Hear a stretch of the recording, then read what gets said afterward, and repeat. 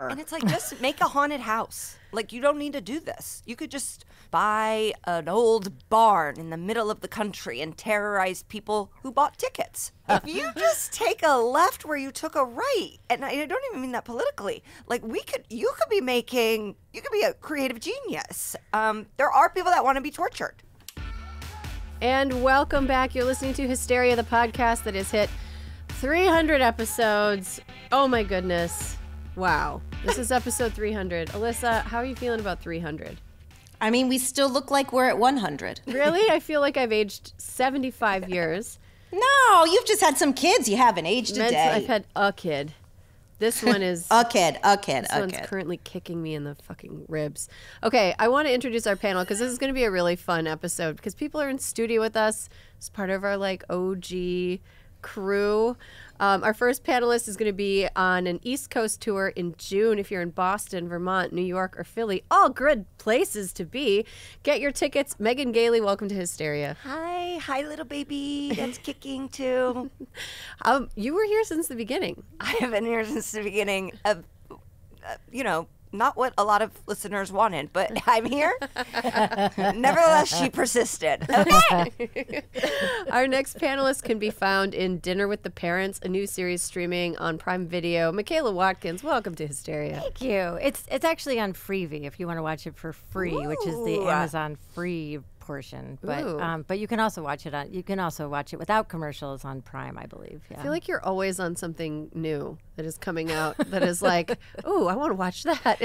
That'll come to an end now that you need there to was start a strike. Your own streaming service, just Michaela Watkins, where it has all of your stuff on it, so that people can just, if they want to watch something that's watch Watkins. I was also thinking of names. I was like MWV. I was gonna make a joke about that would be my mother's but I was just home and I asked her if she'd watched my new show. And she literally, my mom's 87, and she said, I'm just too busy. Did you ask follow-ups? Yeah.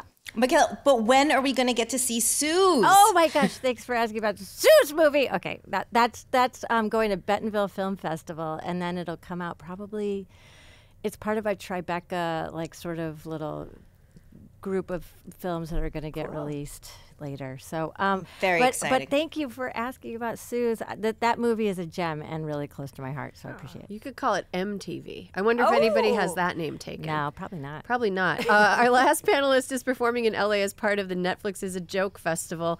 Catch her at the Hotel Cafe this Sunday night. If you're not in LA, keep an eye out for her upcoming tour dates. Kiran Deol, welcome to Hysteria. Hello. Oh, hello.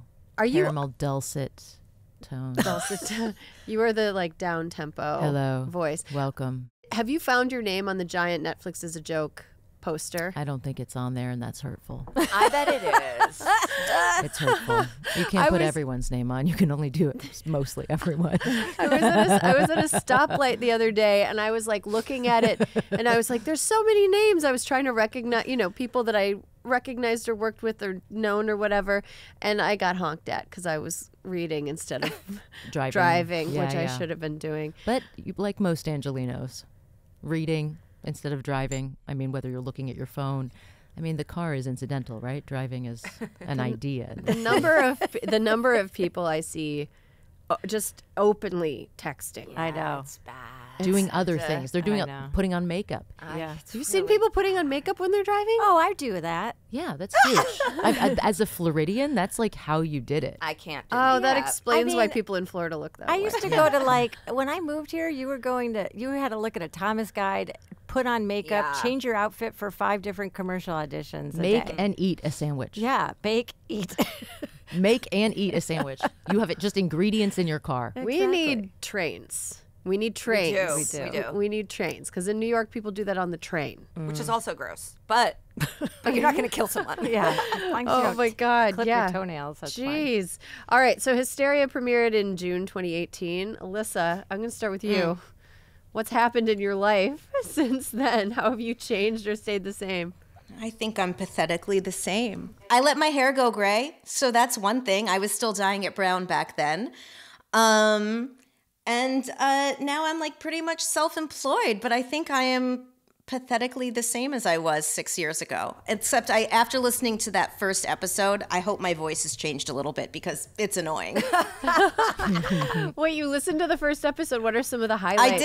I did. I listened to the first episode. Well, first, Anthony Kennedy retired. The episode was called Courts, Civility, and Other C Words. We talked about Permit Patty. Honestly, the world has not changed that much. It is. It's a little disturbing. White people still calling the cops on black people for no Entrepreneurial children, yes. Still doing that. The Supreme Court, worse than ever.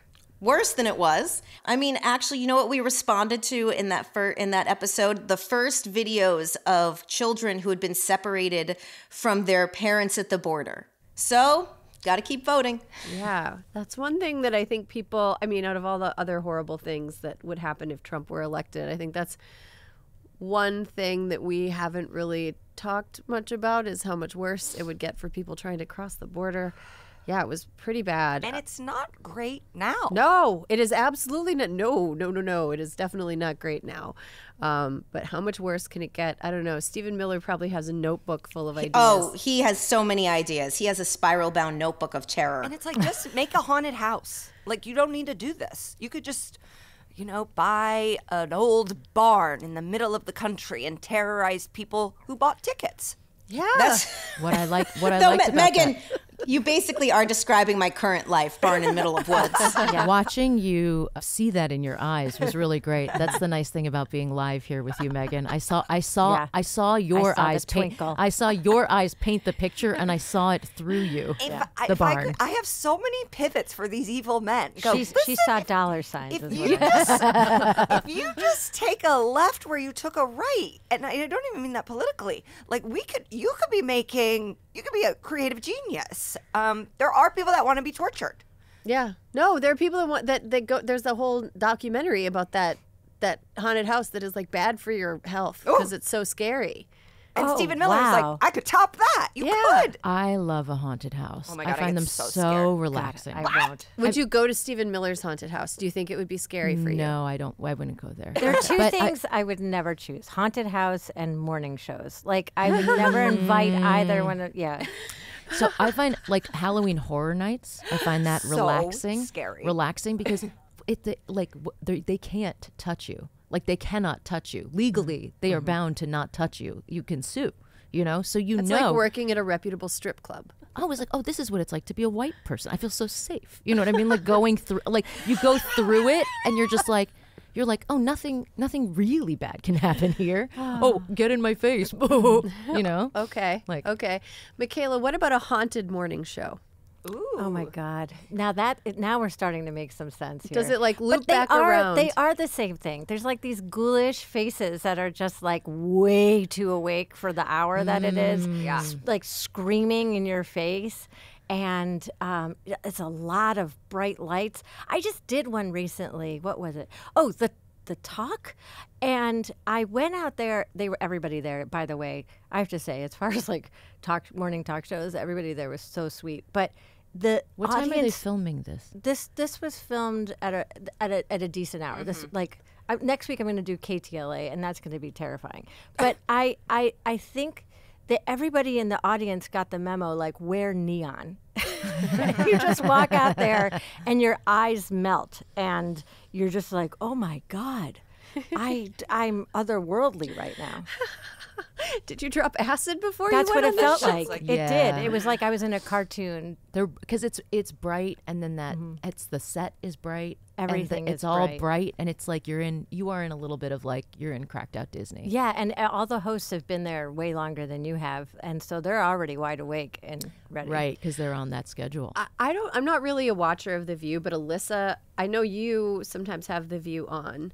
I don't know if you're like a religious watcher of it, but one thing that I've thought about over the last several years is like just the bizarre juxtaposition of like comfy living room, like affluent living room setting, talking about kids in cages. Like it's such a strange, like I don't think we can go back to another Trump era where we're like pretending to be in living rooms and having conversations about like. Yeah.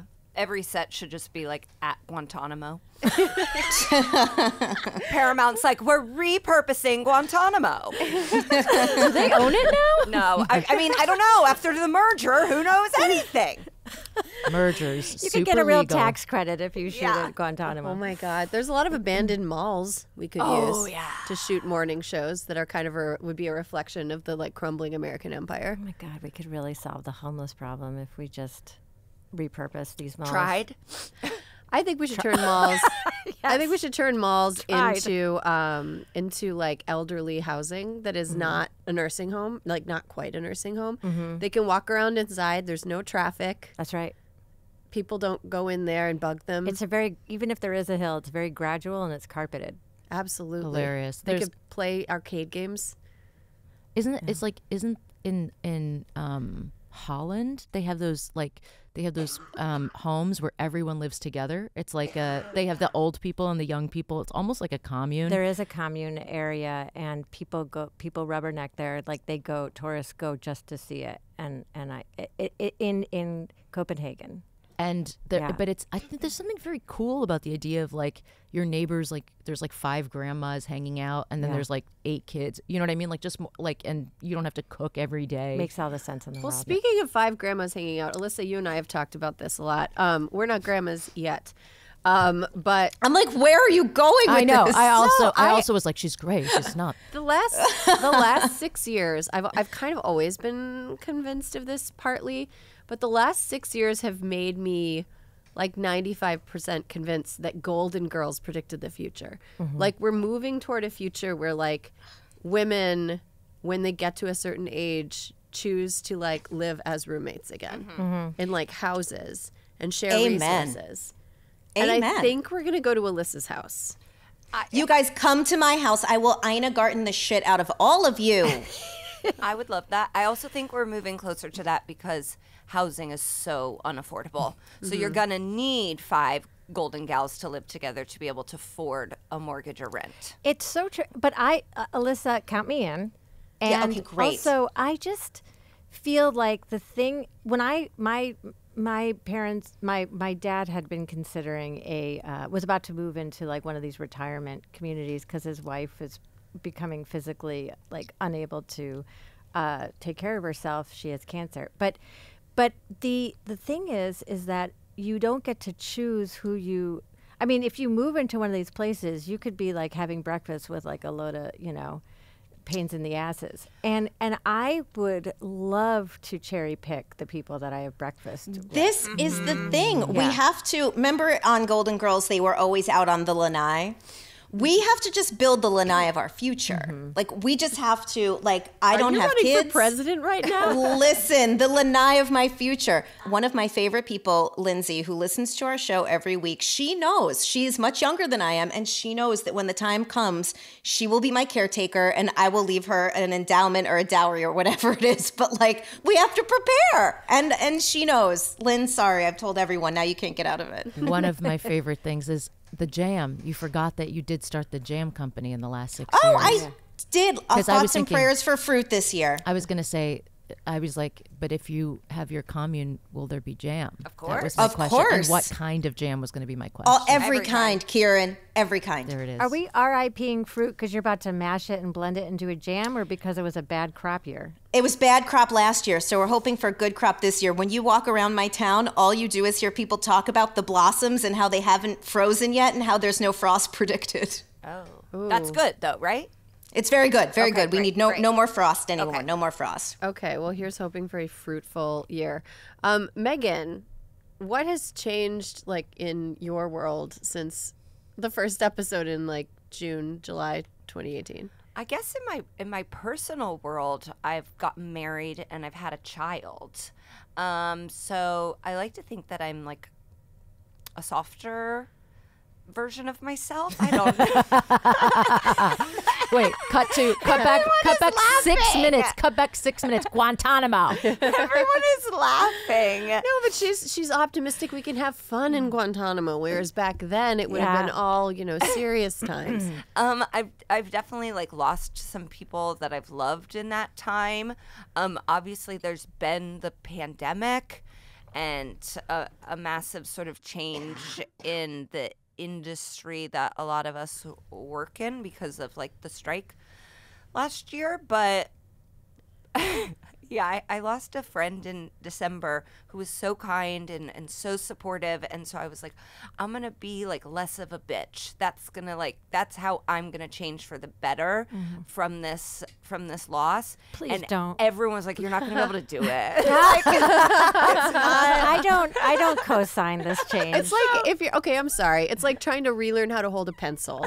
If you go through the world as a bitch, that's just how you hold the pencil, Megan. Yeah. It's okay. Funny bitch. You're not a bitch. And it's like it's bright. Thank you. Yeah. There's It's like there's a sunny. peppiness to it. It's like sunny and fun. I'm so kind. I'm such a pushover to my son. So I guess that's like the one person that gets all of my non-bitchiness. But yeah, I got married. I had a kid. I bought a home. If I know that's like, I hope that doesn't get me kicked off the pod. I don't think it was a good investment now 2 years after, but I did Thank you for saying that. yeah. No. I might lose it at any moment, but That's the spirit. yeah. Yeah, I think that just makes you treasure every day. I have a house Absolutely. for now. For now, people go, I love your view. I go, yeah, we'll see if we can keep it. We're month to month on our own home. But yeah, I love my husband. I love my baby. I've been doing a lot of blessing counting lately, and I do have a lot of really beautiful blessings. Yeah. I think that the last 6 years contained a lot of moments that collectively kicked our asses.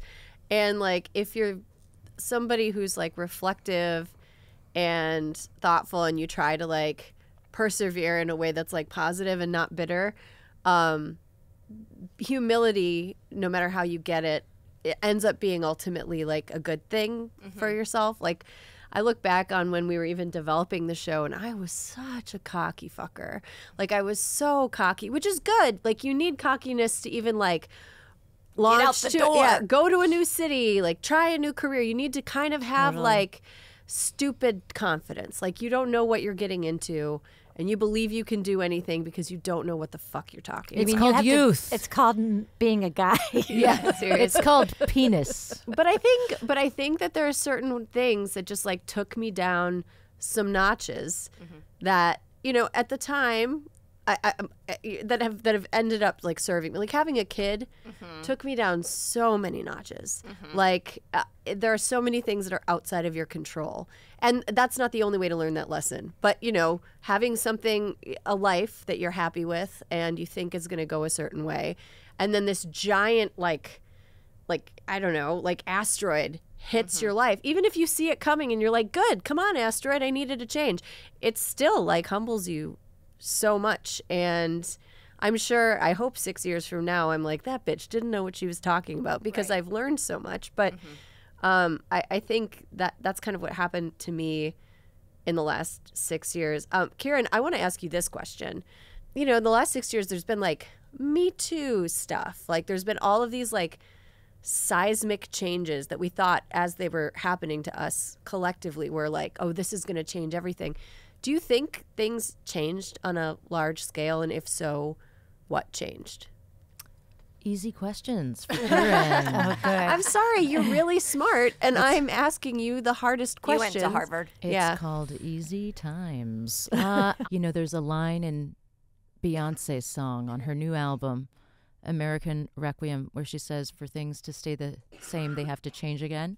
And I just think it's cyclical. Like, 6 years in the span of human history isn't that much, right? Like, so it's nice that some of those things are being addressed. You can feel it on a smaller level. Like, there's conversations, but I think real sustained change, it's going to take, for like the Me Too of it all, like the Harvey Weinstein went down, the case got overturned. Do you know what I mean? It's like we're in flux, or it's like what Alyssa said. It's like, oh, the news looks strikingly similar to 6 years ago, but it's also like, it's people. You know what I mean? So it's gonna make, I think we make incremental shifts, then we go back, and then we make shifts and we go back, but the general trajectory is forward. I do want to say that to me, it feels like it's been 4 years, 3 to 4 years, and not 6 years. Yeah.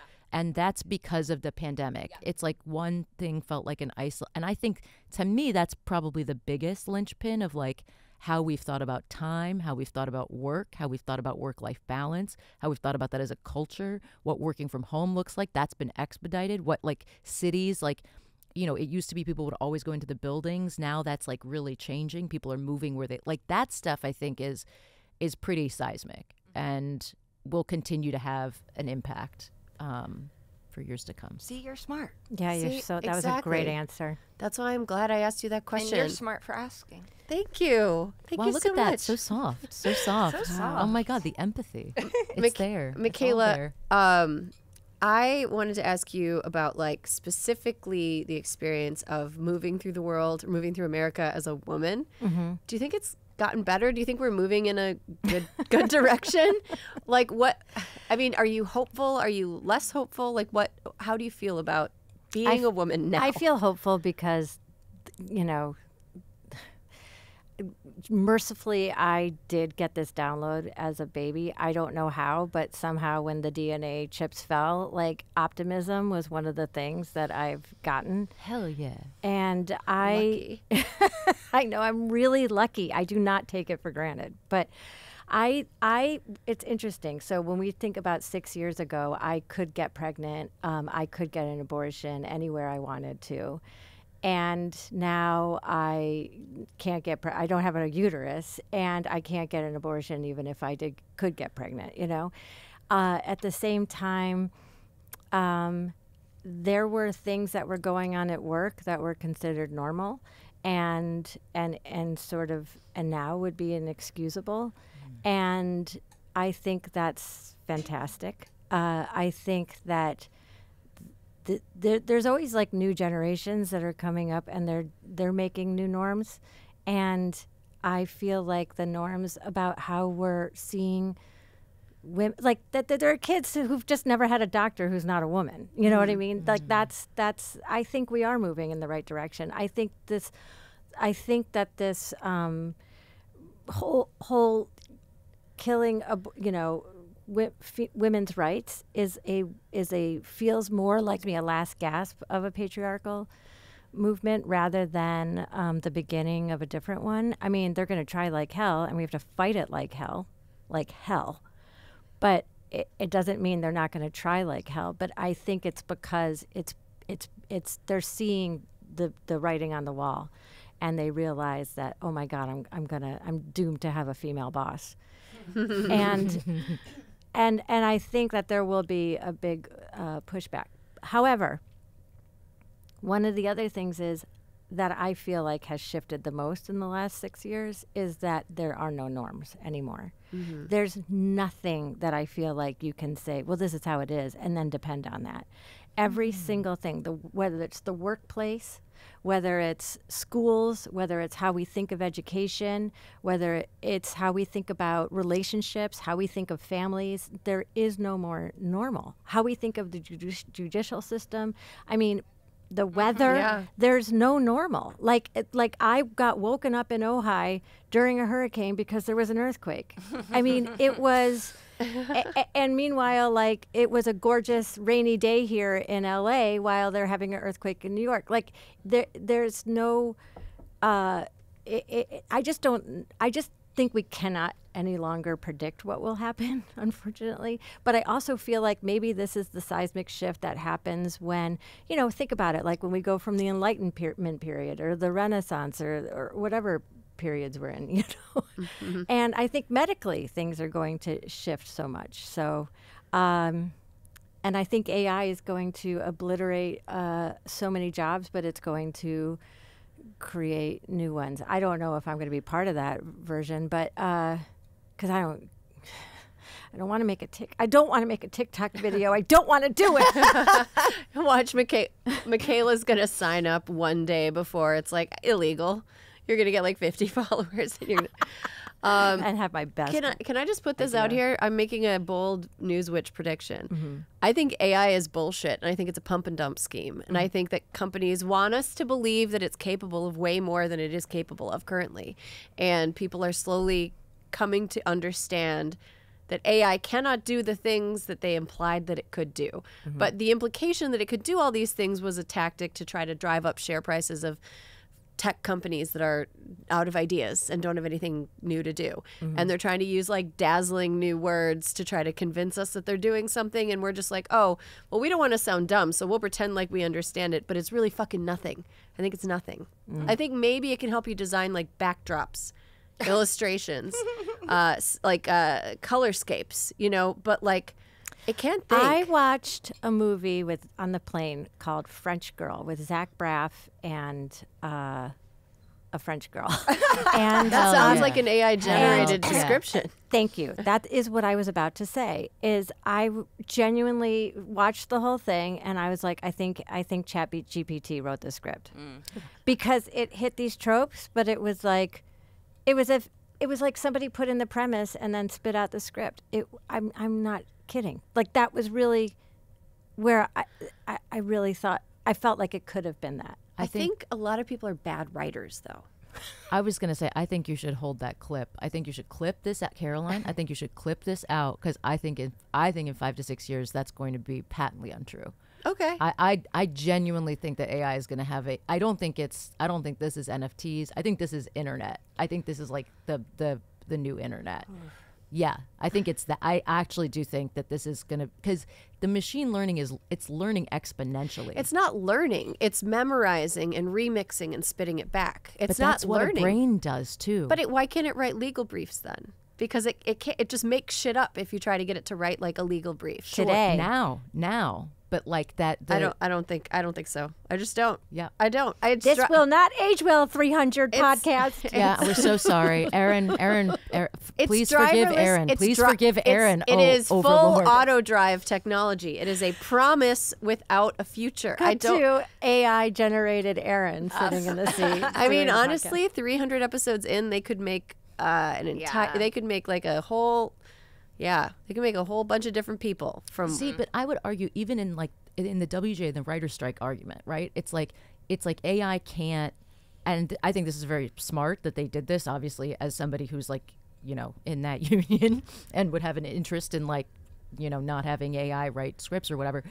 But the idea is that like AI is just taking everything that already pre-exists, but that's functionally what a human mind is doing too. It's reacting to culture and it's absorbing everything. It's absorbing Dickens and this and whatever else. And it's absorbing all of those things through the lens of a body and an embodied experience. And then it's creating something that is an iteration of what has existed previously. I think that AI is in a very nascent form of doing that currently. I did a variety show with David Wayne where we were doing a magic show. And we needed Tony Hale to come on and he and I would do a scene while the cards that David was turning over would be filtered into our dialogue. And when we came up with the concept, David typed in ChatGPT to write the script using a deck of cards. That's the script we used. Wow. Traitor to humans. Yeah. It's also the chess players are like, look, it's only a matter of time. But I don't know if they've already been beaten by the computers, but they're all like, yeah, very quickly, soon, the computers will be able to beat us. I mean, Deep Blue beat people all the time. He beat, yeah. So in like the 90s, and that predated the technology that they're using on AI. Can AI do hand-to-hand combat? That's the thing we need to I feel like I'm at like a tech like tennis match. I'm like, I'm in challengers, but of AI. I'm extremely. Who wants to kiss? I want Erin. I want Erin. I want you to be. Can right. AI I want kiss? Erin to be right. I would just like to be. What is it? On the right side, on the winning side. On the record. On the record. On the record. I can't even remember. And all right, listen. I would like. ChatGPT, can you? Oh yeah, that's write what I had the 6 words years for me? ago too. Words. I would A like memory. I would like Erin to be right. I know you. I know you would. But I don't. I think it's going to Look, change. Killer Asteroid makes it so it's irrelevant who's right. You know, whatever. Something catastrophic could happen that makes this conversation seem cute.